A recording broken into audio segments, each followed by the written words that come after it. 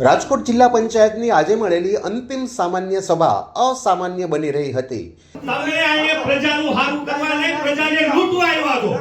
વિપક્ષના નેતા મનસુખ સાકરિયાએ આ સભામાં ઉપસ્થિત રહેવા પોલીસ બંદોબસ્ત માંગ્યો હતો। ત્યારે જ એવું લાગી રહ્યું હતું કે આ સાધારણ સભામાં કંઈક નવા જૂની થશે।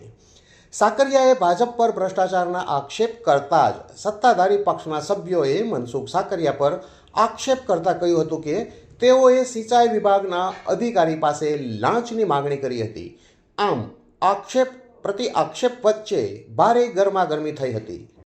જો ભાઈ જ્યારથી હું વિરોધ પક્ષનો નેતા બન્યો છું ત્યારે કંઈક ને કંઈક પ્રશ્ન ઉઠાવું છું અને કંઈક ને કંઈક રીતે મને માનસિક રીતે દબાવવાની કોશિશ કરવામાં આવે છે। તમારી પાસે હોય તો પુરાવા રજૂ કરી દો ને તમે તારે હું ક્યાં ના પાડું છું। બીજી વાત કે આ લોકોની સિસ્ટમ છે એની સામે તમે અવાજ ઉઠાવો એટલે એ તમને ક્યાંક ને ક્યાંક ફસાવવાની કોશિશ કરતા હોય છે। મને માનસિક રીતે પણ અમુક કિસ્સાઓ દ્વારા ટેલિફોનિક બીજા દ્વારા જાણ કરવામાં આવે છે કે તમે આવું ન કરતા, તમે પ્રશ્નો ન ઉઠાવતા, તમે આમ ન કરતા। ભાઈ હું મારા ઘરના પ્રશ્નો ઉઠાવું છું, આ તો મારા રાજકોટ જિલ્લાની જનતાના પ્રશ્નો હું ઉઠાવું છું અને એના દુઃખ માટે હું લડું છું અને એ લડવાનું છે।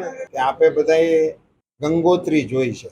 દિલ્હીની અંદર, વિશ્વની અંદર ભારતને પ્રતિષ્ઠા અપાવે એવો કાર્યક્રમ ચાલી રહ્યો છે। આર્ટિફિશિયલ ઇન્ટેલિજન્સના અનુસંધાને વિશ્વભરના દેશો, વિશ્વભરની સંસ્થાઓ ત્યાં ઉપસ્થિત હતી અને એમાં ભારતે કરેલી પ્રગતિની ચોમેર ચર્ચાઓ હતી, જેની આજે પણ વિશ્વમાં ખૂબ સુખદ નોંધ લેવાઈ છે।